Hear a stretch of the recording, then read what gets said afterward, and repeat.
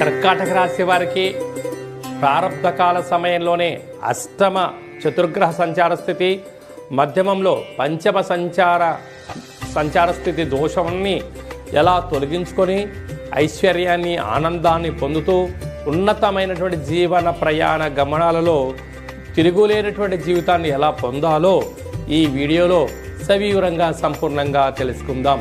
కర్కాటక రాశిలో ఏ నక్షత్రాలు వస్తాయనగా పునర్వసు నక్షత్రంలోని చివరి పాదమైన 4వ పాదము, పుష్యమీ నక్షత్రంలోని 4 పాదాలు, ఆశ్లేష నక్షత్రంలోని 4 పాదాలు కలిపితే కర్కాటక రాశి. రాశాధిపతి చంద్ర భగవానుడు. వీరికి 2వ స్థానంలో కేతు సంచార స్థితి ఉండడం వలన వీరి యొక్క ఆలోచనలు ఎలా ఉంటాయంటే చిటిక వేగానే పని అవ్వాలి, ఫోన్ చేయగానే లిఫ్ట్ చేయాలి, అడగగానే డబ్బులు ఇవ్వాలి, ఏదైనా నేను ఇలా అంటే నేను ఒక మహారాజులాగా నా యొక్క ఆజ్ఞను అందరూ పాటించాలి అనుకుంటూ ఉంటారు.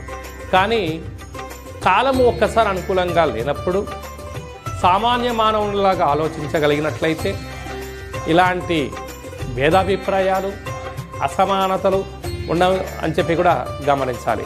అదే కాకుండా సప్తమంలో కుజుడు ప్రారంభ సంచార స్థితిలో ఉండడం వల్ల, ఒకవైపు కుజదోష కారణం వల్ల ప్రేమికులు చాలా జాగ్రత్తగా ఉండాలి. భార్యాభర్తల మధ్య అన్యోన్యత అవసరం.